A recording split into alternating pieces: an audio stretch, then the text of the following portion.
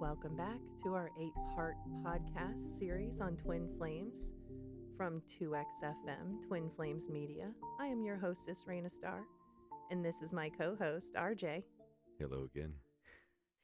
And in our first episode, we had an introduction on twin flames. In this episode, we explore the differences between twin flames, soulmates, and karmic partners. Many people use these terms interchangeably, but they actually have very distinct meanings. And tonight, we're going to learn more about the unique connection between twin flames and how it differs from a soulmate and a karmic connection. In the book that we are writing, we discuss how twin flames are different from soulmates. While the concept of twin flames and soulmates are often used interchangeably, they are not the same thing. Twin flames are thought to be the perfect divine counterpart for an individual and are believed to be the other half of one's oversoul. Soulmates, on the other hand, and karmic partners are individuals with whom one shares a deep and profound connection, who are not necessarily considered to be the other half of one's soul. So, RJ, what does that mean to you? And can you give us some examples from your life? Well, you'll have your karmic partners who they're there for teaching you lessons, basically. And then you have your soulmates who help you find out things about yourself in other ways. You know, another close connection. People don't even have to be romantically involved to be either karmic or soulmate. I've seen people who were just really, really close best friends for their entire life. Through thick and thin, they always had each other. Those are soulmates. Mm-hmm. They don't have to be romantic partners. It can also be mother-daughter, father-son, father-daughter, family members, cousins. And karmic partners can also be family members. Your mom, your dad, your brothers, your sister, they can all be karmic. You may have had ties with them in past lives or whatever, being born to their family or with them as siblings, clear as part of your karma. And then you got your twin flames, who are mirror images of everything, complement each other in just about every way. And can you give us an example from your past? I had let's just say I had a spotty upbringing. And this is the dirty details. yeah, I had troubles with even liking myself. I mean, at the time I was doubting my own self-worth, and I was sleeping around a lot, and I wound up getting somebody pregnant. Getting Well, somebody pregnant? two somebodies. Two somebody's pregnant? A month apart. 1 month apart? What? Yeah, I was kind of a slut. How old were you? 19. 19 years old. Yeah. 19 was a really crazy year. No kidding. You're just out of high school and you have two babies on the way by two different women. Right. And at the time, I really wasn't with either one of them. I did wind up getting married to one of them. She was always a good friend of mine, from the get-go. You know, we had good times, and we were great friends. I would definitely consider her some of my soul family. And you're still friends to this day, and that says a lot about your relationship. Very much so. And, we were always great friends. We always just not meant to be as far as lovers. Although I did stay married to her for 10 years. Mm-hmm. And that was, out of a sense of duty. And we had good times. It just it never felt right for me. There was something missing. Mm-hmm. First of all, I had to heal a lot of my childhood traumas. And I was still trying to figure out how to be a man myself, let alone try to be a husband and a father. And I was just a big kid, honestly, trying to figure my own way out in the world. I just wasn't ready for that kind of relationship. Mm-hmm. So, and then what happened where you realized, okay, this wasn't meant to be? well, I'd always struggled through the marriage. I was not a good husband. And that takes a lot of courage to say. I strayed, and I have regrets the way that it ended. I should have been more of a man and just let my feelings be known before I went and made mistakes. But we had a communication problem. She didn't want to hear anything like that, and we definitely didn't explore any kind of spirituality together, or just very 3D existence. Like I said, not bad. There were some very, very happy times and very loving moments, but it just wasn't the right fit. Mm-hmm. And I always knew it deep down. There was something missing. There was something off. And no matter how much I tried, I just couldn't shake that. So that was my first, I would say, karmic. I mean, I learned a lot of lessons, and I grew up a lot. I did learn quite a bit from that relationship. And then I moved on, bounced around, hit the bars after separation and all that stuff, and wound up with different partners, kind of sleeping around a little bit, and wound up with another woman who I eventually moved in with, and she turned out to be very narcissistic and taught me a lot of lessons the other way of exactly what I did not want in a relationship. Sometimes you need that contrast. You do need that contrast. And she was contrast. She was a lot of contrast. Once again, I mean, I don't have any ill will towards either of them, any of them, but they just weren't meant to be. They were definitely karmic partners. I learned a lot from the first one. I learned a lot about growing up and being a man and being a father, and I cannot express enough gratitude for that, because I was on a bad track before that, and that's really what pulled me out of the hole. Was becoming a father. Mm-hmm. Taking the mantle of responsibility at 19 that I wasn't planning on taking until I was in my 30s. Right. Well, the universe works in mysterious ways, right, for you to learn your lessons. I don't think I've ever really found a soulmate, so to speak. Never really let anybody, even being married, I never really let anybody that close to me. I always kept my walls up. I always stayed secret. There was a part of me I just couldn't share. Mm-hmm. It was one of your traumas. And it eventually took finding you to unlock that blockage. There's a big difference between twin flames and soulmates, and they're intense. There's this bond that's unlike any other relationship. And twin flames are destined to be together in order to achieve spiritual enlightenment, emotional fulfillment, true love. Soulmates, on the other hand, may not necessarily be destined to be together for the long haul.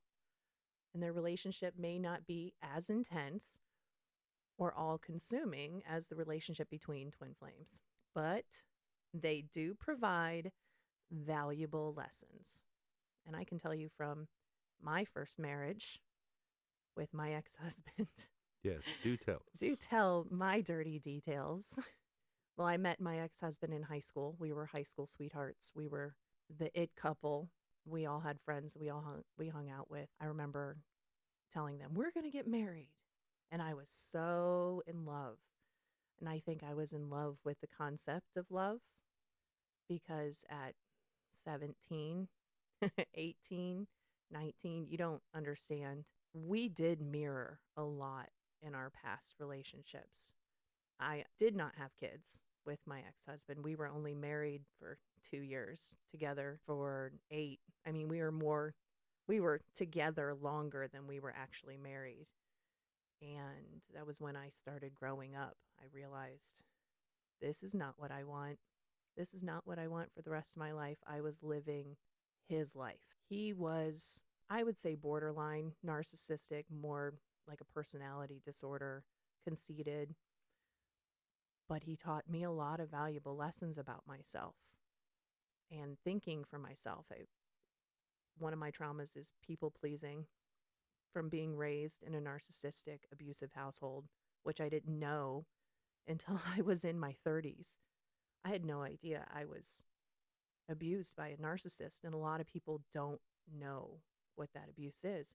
Again, it's part of learning your lessons from your karmic and your karmic partners, from my karmic parents, the karmic lesson of narcissistic abuse. So things didn't work out with us, and I had met somebody else in kind of a friend group. He manipulated me in a good way, I guess, but also a bad way, because he was, just trying to get in my pants. But he also taught me a lot of valuable lessons. He told you things that you hadn't heard before. He told me things I needed to hear, things that I carry with me to this day. He was definitely a karmic. The only way out is through. That sticks with me every day, especially when things get hard. He always said, and this is the man that was trying to get in my pants to steal me away from my husband. He said the only way out is through. You have to go through it. You have to learn these lessons. So he opened that door. He ended up being a douchebag, but you know, Yeah. they kind of can be. But through him and the way that the universe works, through him, I met my next fiance. I was engaged. And again, however, after a year of being with my ex, he had proposed to me. And when I would bring up, hey, let's get married, he couldn't commit. He could not commit. I was with him for almost 9 years, almost. And he could not tell me why that he couldn't marry me. And that tore me up. I didn't think I was good enough for him. He also had problems with intimacy, I should say, in the fact that we didn't have any at all.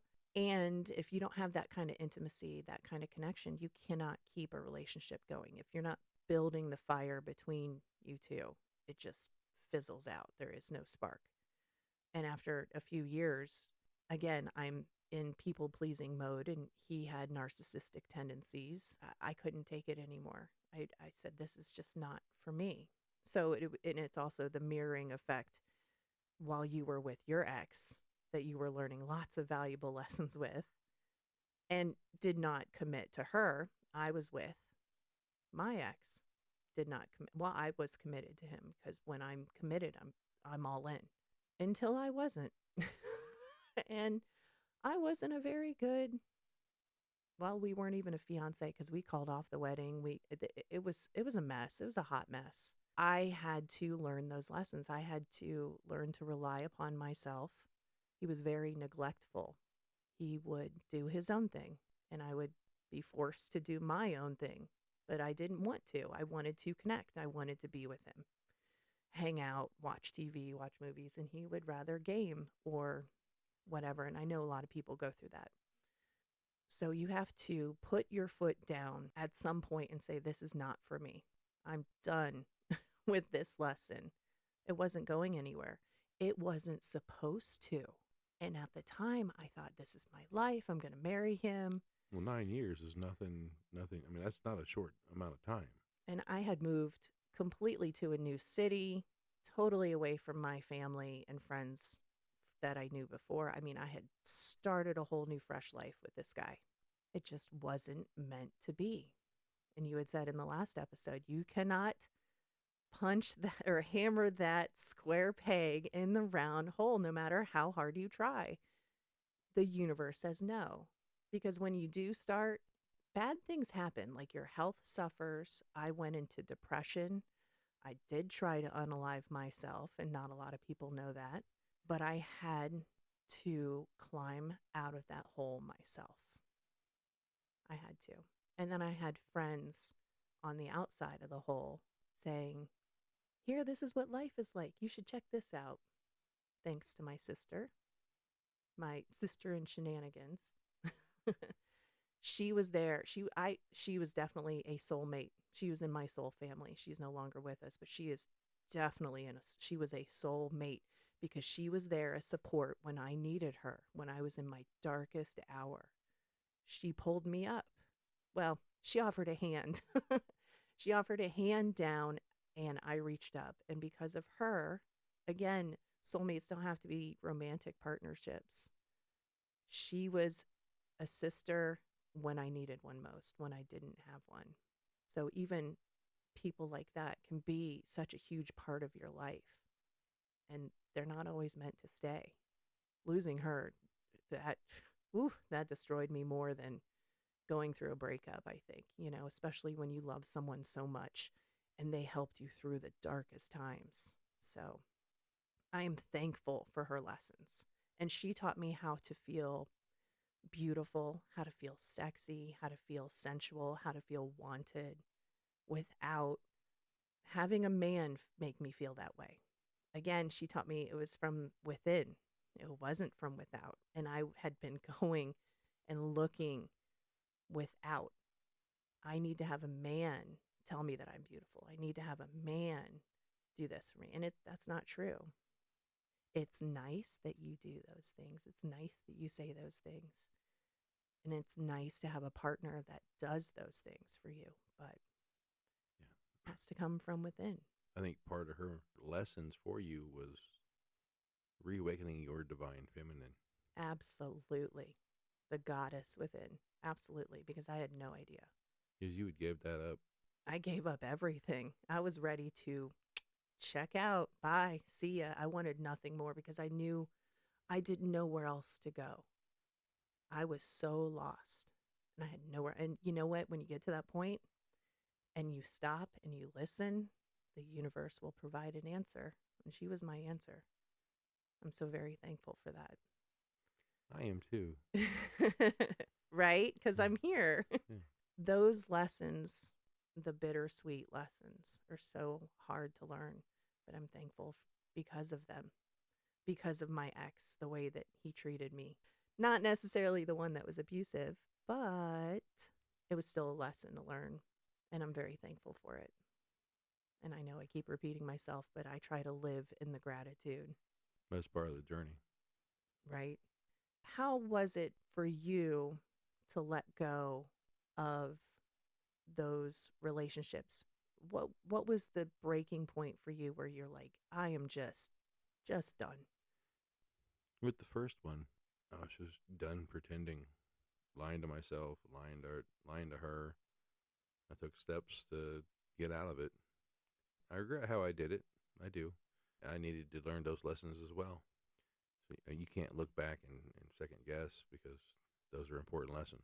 You had to learn them. The second one, I knew it was over. As soon as I moved in with her, she had changed her tune and got progressively worse and more violent and more angry. I had an argument one time and I was just trying to leave. I was like, I'm just trying to leave. And she went around the other side, cutting through the garage. I opened the garage and she had gone around the outside and she come running at me and smacked me. What? Yeah. I don't think you told me that Yeah. before. Wow. And she went to smack me again. I grabbed her wrist and I said, don't do that. I'd never put my hands on you. Don't ever put your hands on me. What is wrong with you? That's I would say a big red flag. Yeah. It was shortly after that she went to visit her parents out of state, and I packed all my stuff in a U-Haul and was gone when she came back. Good for you. Well, I figured that was the only way I could really do it well without having any kind of violent reaction from her.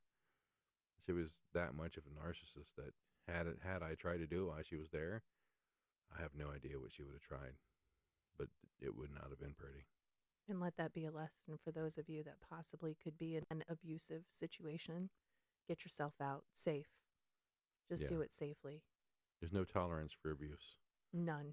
That as soon as somebody lays a hand on you or before that, there are signs before that. Would you say there are signs before that? That you just, I love him. I'm just going to let it go. Yeah, you try to look past. You try to look for they're just having a bad day. You're trying to reason everything away. You'll find yourself in a situation that you may not get out of. Those are the bad karmics that you you have to watch out for, but they have their lessons too. It progressively gets worse if you don't learn those lessons. And number one is your safety, your health, your mental well being, everything. Having kids, I know that puts, that makes it a lot harder, doesn't it? It does. It does. Because you're always going to have that tie, whether you want it or not. You're going to have a tie to that other person you have the kids with. You might as well make it as good a connection as you can, even if it doesn't work out. Still be the better person. End it on a good note. If Or they, get the fuck out. or get out. Or just get the fuck out. I ended one on a good note, and I ended one on a, I popped smoke and disappeared like a ninja. But Yeah. I had to do that because things probably would have got violent. and it wouldn't have been on me. It would have been coming from her. Mm-hmm. Now let's change the tone a little bit and talk about how we met and how we feel that we're on the twin flame journey. So how'd we meet? Well, believe it or not, we met on an app called, should I name it? I don't want to get I don't even think it's around anymore, is it? OK Cupid. Is OK Cupid still around? I I know don't know. Bumble and Yeah, it was a dating app. Tinder or whatever. I was tired of playing the game. I was tired of dating people from the bar or running into psycho chicks. I was just fed up with it. So I put everything out there as honestly as I could. Found this woman I thought was really pretty and very interesting, in her profile. And I sent her a message and she ignored me for a month. I did ignore you for a whole month. Sorry. No, what happened was there was quizzes and stuff on there. Like little relationship quizzes or whatever, but whoever matched, they use that as their algorithm. What was our percentage match? 98%. 98%. But you know what? And I've said it before, and I'm going to say it for the public. It was your bathroom picture. It was your bathroom picture. Every dude ever on every app does this bathroom selfie. Okay, you were cute. You were cute. But then I was like, oh, he's got kids. And I didn't have kids at the time. And I'm like, they're full time. Oh God, he's a Libra. That was my second one. I was like, he's a Libra. I'm a Scorpio. Little did I know that our astrology, we look at our charts and we read our charts. We're actually really compatible in a lot of different other ways. And the things that we aren't, is strengths and weaknesses. It works. But I'm more Scorpio than anything. You really are. Even though my sun sign is a Libra. That's the only Libra sign I have. But I'm just saying, on your profile, I was like, oh God, he's a Libra. He's an air sign. But with the bathroom picture, let me explain that, because a lot of us dudes are like, we don't have anybody else to take the picture for us, so we just take one in the mirror because it's the biggest mirror we have, right? You get like a decent picture from some event that you've been to, with friends or whatever. Which you did. Which I changed up the picture and I left you a little bait. Okay, so I had pictures up from different events that I would go to that's very specific. Renaissance Fair. And I was really into the Renaissance Fair at the time. So I really wanted to find somebody to go to the fair with me. I had really cool pictures. I mean, I was on horses. I had my bow. I was in my corset and kilt. I mean, I looked fucking good when I met you. You did. But you didn't have any of those pictures. So it was like, and didn't say anything about fair. And I put everything in my profile too. I was like, this is what I want. I'm in it to win it. I'm in it to commit. Because I was so sick of dudes like, hey, you want down to fuck, whatever. No, I wanted a real relationship. Again, I was really honest. So you put a picture after 3 weeks, because I was kind of seeing this guy and it didn't work out. Again, apparently the universe is like, hey, you kind of learned this lesson. Another 3-week long lesson I had to learn before you and I started talking. You put this picture of you, goofy picture too, so goofy, at the fair. Mm-hmm. And then another picture, I'm like, oh my God, I know where he took that picture. He likes to go to fair. Hey, how's it going? And you responded right away. Well, yeah, I've been waiting a month. And I'd never had anybody pursue me like that before. Change his pictures up just to get my attention. But you weren't lying. You really did like fair. Yeah. So it was real. It was real. It wasn't like a fake, ha, ha, ha. It was absolutely, you're like, no, really, I do fair. What? So then conversation went really well. We texted back and forth. Talked to you on the phone as I was going to a fair. I was driving up. Heard your voice for the first time. I'm like, oh, hello. Hi. you made me giddy, and it was the tone of your voice, and still now while we're doing this, I enjoy it. The tone of your voice resonated within my soul. No, it's like I always say, it's all about vibration. Mm-hmm. We vibe together. Now we know why. Mm-hmm. So then that weekend, I came back home and I called you out. You were at an Irish festival, Mm-hmm. happened to be in your kilt. I was coming home from a Renaissance fair in my corset and kilt. And I said, hey, we should probably get together. And you were late. You were late. It's like this is a red flag. He's friggin' late. Well, there's a story behind that. You were late. You showed up, but when you walked in that door, I swear to God, it was a slow motion walk through that door. Time stopped. That first date night, time stopped. And we hugged. It was like, holy shit. Just that first touch, that first hug, like, bam. Yeah. It was all of a sudden. It was just like we picked up a conversation like I had just went to the bathroom and came back. Like So comfortable with each other. Just vibed. Just natural. so natural. I mean, here's two people in kilts at a bar. I mean, it was an Irish bar, so they didn't look too sideways at us. And then we closed that bar out. Last one's in there. Went to another bar. And that's where you romantically asked to kiss me like a true gentleman. And you watched me walk to the bathroom. Well, I didn't want no creeps trying to get at you. Well, you could have been the creep. Well, good thing I turned out not to be. True story. Very glad. And you kissed me. And I swear, fireworks, movie kiss, pew, pew, hallelujah. I mean, it was amazing. The first kiss was unlike any other kiss I've ever had in my entire life. Yeah. Sparks and the weirdo dude next to us, like leaning against the bar, drunk, while we're having the most romantic, fiery, passionate first kiss. Mm-hmm. I felt like a kid. I felt like just giddy and happy. And what did I keep saying to you after that? You kept asking me if I was real. I said, are you for real? Because you literally checked off everything on my list.